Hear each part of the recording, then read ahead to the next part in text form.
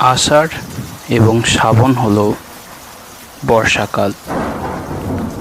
বর্ষার প্রথম মাস আষাঢ় হলেও প্রচুর বৃষ্টি শস্য শ্যামল করে তোলার জন্য চিরকালই শ্রাবণ মাসের গুরুত্ব অত্যাধিক। একদিকে যেমন এই সময় দেবাদিদেব মহাদেবের ব্রতের শুভারম্ভ হয়, বহু পুণ্যার্থী বাঁক নিয়ে চলে তারকেশ্বরে কিংবা কেদারনাথ কিংবা বৈদ্যনাথ কিংবা অমরনাথের উদ্দেশ্যে। অন্যদিকে এই মাসেই পূজিত হয় গ্রহাধিপতি সূর্যপুত্র, দীর্ঘদেহ, বিশালক্ষ, শিবের প্রিয় মন্দ চারু নামে পূজিত শনিদেব।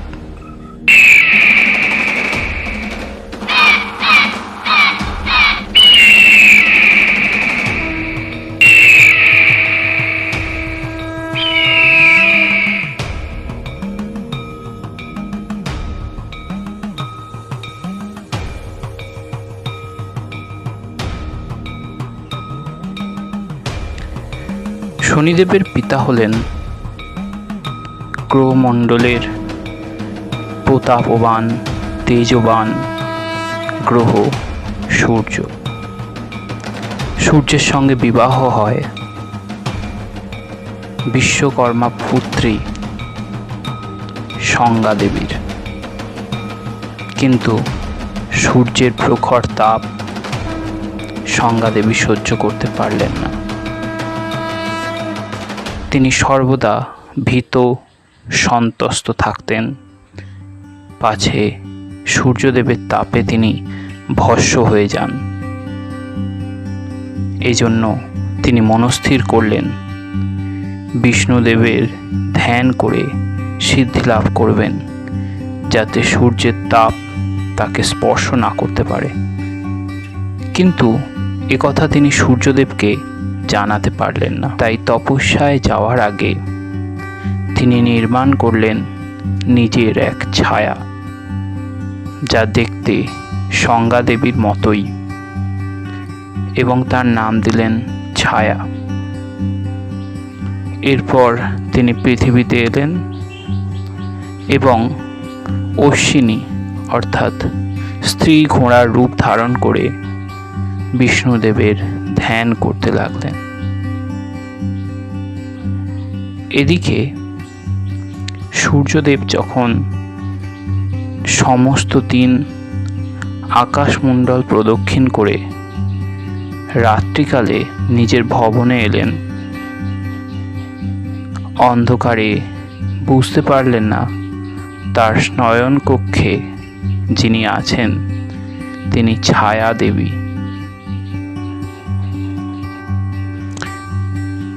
ছায়ার স্নিগ্ধতা ও কোমলতা সূর্যদেবকে প্রসন্ন করল। তাই সূর্যদেব এবং ছায়ার মিলন ঘটল, এবং সেই মিলনের ফলে উৎপন্ন হল এক অমিত পরাক্রমী দৈব শক্তি, যার সমগ্র বদন ছায়ার মতোই কৃষ্ণবর্ণের। ইনি হলেন শনিদেব। শনিদেবের শৈশবকাল সুমধুর ছিল না।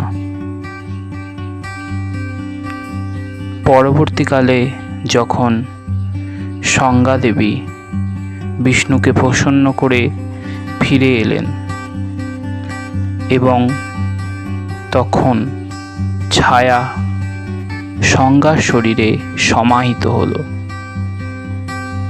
শনিদেব কথা জানতেন না, কিন্তু সংজ্ঞার স্বভাবে বৈমাত্রিক সুলভ আচরণ স্পষ্ট লক্ষ্য করা যেত। এর কারণ তিনি সূর্যদেবকে জিজ্ঞাসা করলে তিনিও তার কোনো সদুত্তর দিতে পারতেন না। এক সময় পরিবারের প্রতি তিক্ত ও বিরক্ত হয়ে শনিদেব সূর্যলোক ত্যাগ করেন এবং শনি মণ্ডলে অবস্থান করেন। শনিদেব ছিলেন শিবের পরম ভক্ত। শিবের আরাধনায় তিনি কর্মফল দাতা রূপে পরিগণিত হন। ব্যক্তির ভালো মন্দ কর্মের পুরস্কার এবং দণ্ড উভয় দেওয়ারই অধিকার শনিদেবের জন্মায়।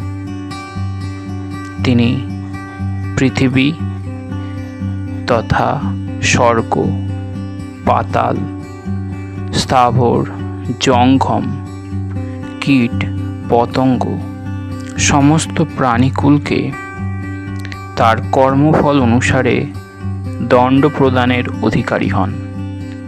এমনকি পাহাড় পর্বত, নদী, সমুদ্র তার দৃষ্টির অগোচর নন। শনিদেবের বাহন হলেন গৃদ্ধ। এই গৃদ্ধ শব্দটিকে অনেকে শকুন অর্থে ব্যবহার করে, আবার অনেকে কাক অর্থে। উভয় প্রাণী মৃত শবদেহ খেয়ে পরিবেশকে নির্মল করে। তাই এ নিয়ে দ্বিমত নেই যে শকুন কিংবা কাক উভয় প্রাণী শনিদেবের উত্তম বাহন। শনিদেবের বিবাহ হয় ধামিনী দেবীর সঙ্গে, কিন্তু বিবাহের পর শনিদেব তপস্যায় লীন হন।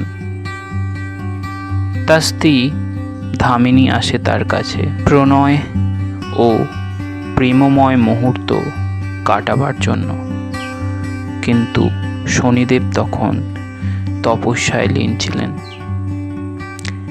ধামিনী দেবী তাকে বহুভাবে জাগানোর চেষ্টা করেন। শনিদেব চোখ খোলেন না। এতে ধামিনী দেবী ক্রুদ্ধ হন এবং তিনি শনিদেবকে অভিশাপ দেন। যেহেতু তিনি ধামিনী দেবীর দিকে দৃষ্টিপাত করেননি, তাই অন্য কারো দিকেও দৃষ্টিপাত করতে পারবেন না। এ বিশ্ব চরাচরে ধামিনী দেবী ছাড়া তিনি যার দিকেই দৃষ্টিপাত করবেন, শনির বক্র দৃষ্টি তার বিনাশ ঘটাবে। এই অভিশাপ দেওয়ার পর শনিদেবের তপস্যা ভঙ্গ হয় এবং তিনি অত্যন্ত মর্মাহত হন। কারণ এই বিশ্ব চরাচরে অনেক সুন্দর বস্তুও আছে যা দেখার ইচ্ছা শনিদেবের থাকতেই পারে।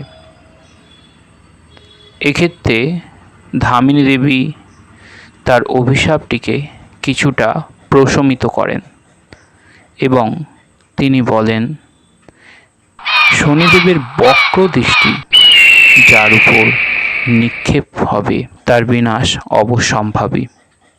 তবে শনিদেবের প্রসন্ন দৃষ্টি ব্যক্তির তথা প্রাণীকুলের জন্য মঙ্গলজনক হবে। ভগবান শনি বিভিন্ন লীলার মাধ্যমে নিজের গুণমহিমা প্রচার করেছেন। এখন আমরা সেই সকল লীলাগুলির মধ্যে একটি বিশেষ লীলা পর্ব তথা ব্রত কথা আলোচনা করব।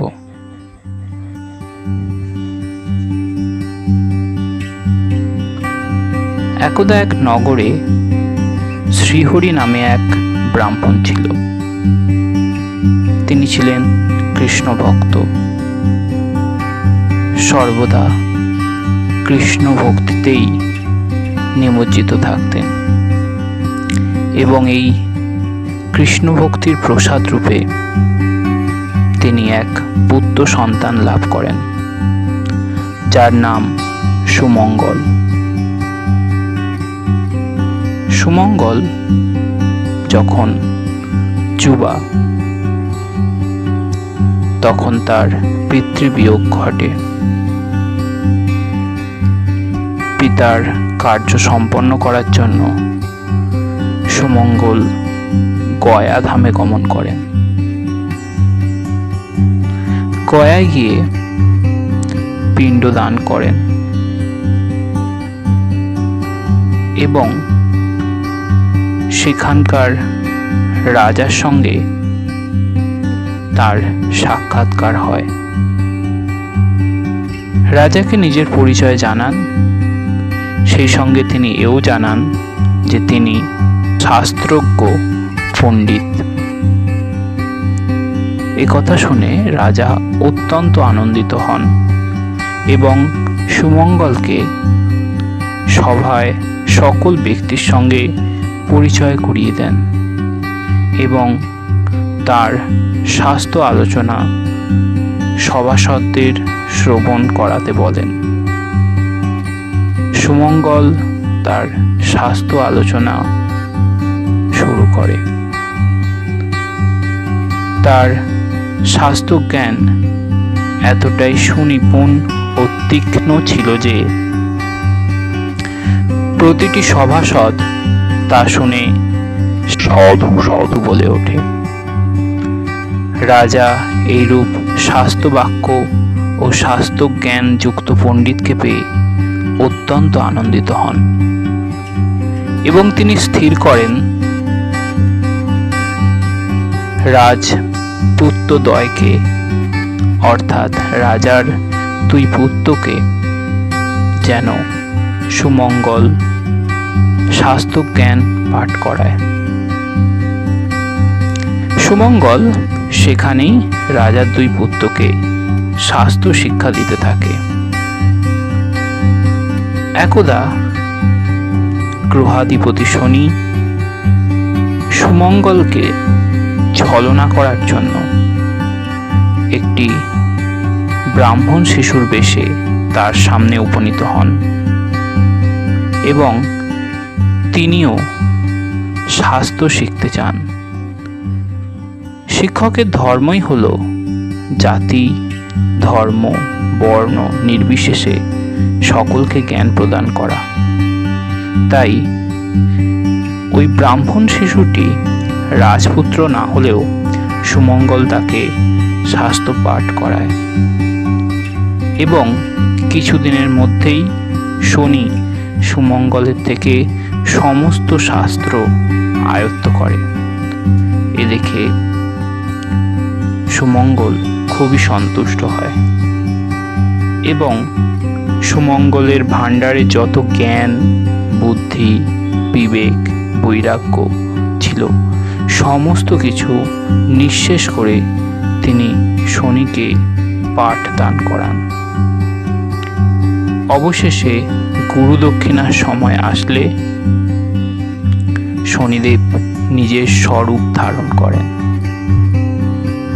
এবং সুমঙ্গলকে বলেন যে তিনি হলেন সূর্যপুত্র শনিদেব।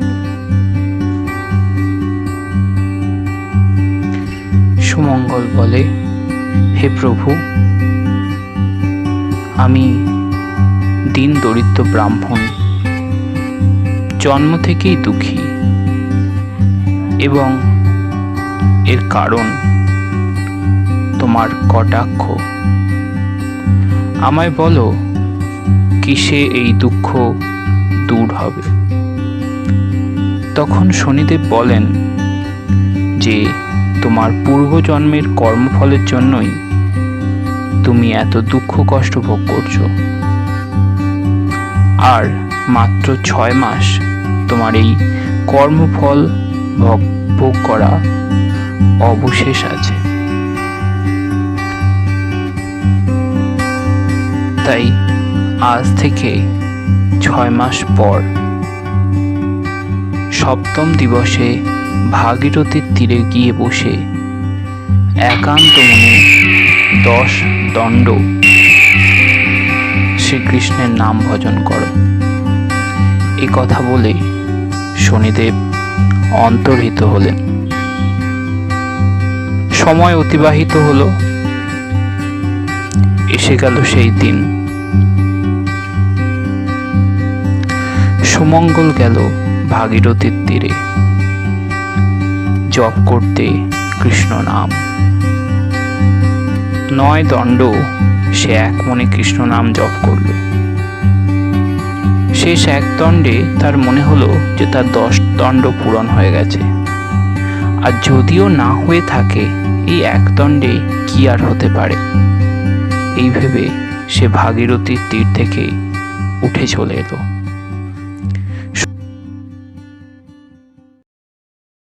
সুমঙ্গলের এইরূপ আচরণ দেখে শনিদেব কুপিত হলেন।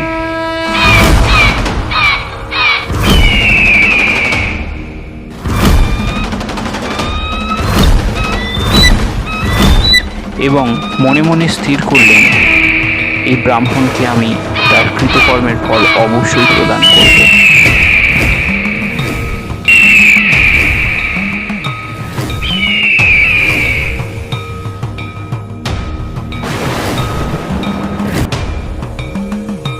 সুমঙ্গল বাড়ি ফেরার পথে দেখতে পেল বাগানে মালি তরমুজের চাষ করেছে।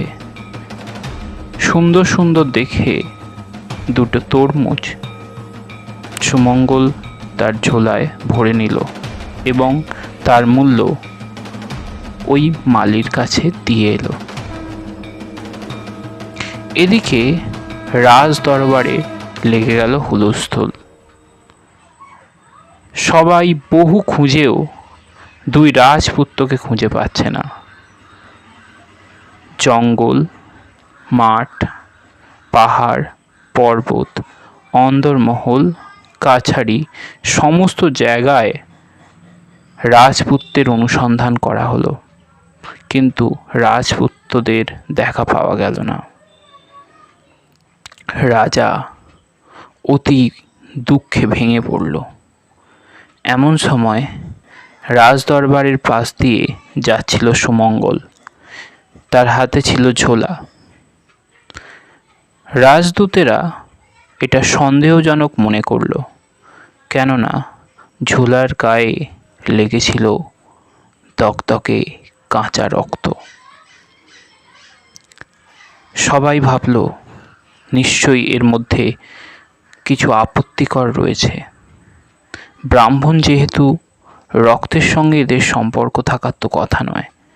তাই রাজদূতেরা সঙ্গে সঙ্গে ব্রাহ্মণের হাত থেকে ঝোলা কেড়ে নিল এবং খুলতেই তারা দেখে অবাক।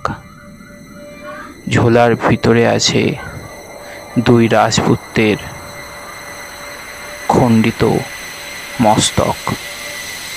কেউ যেন ধারালো খড়গ দিয়ে ধড় থেকে এই 2 মস্তক ছিন্ন করে নিয়েছে। রাজপুত্রদের চোখ তখনও খোলা। এ দৃশ্য দেখে সঙ্গে সঙ্গে রাজদূতেরা গেল রাজার কাছে। রাজা দৌড়ে এলো, রানী দৌড়ে এলো। রানী এই দৃশ্য দেখে অচৈতন্য হয়ে পড়ল। রাজা নিজের ক্রোধ সম্বরণ করে সুমঙ্গলকে কারাগারে পাঠালো।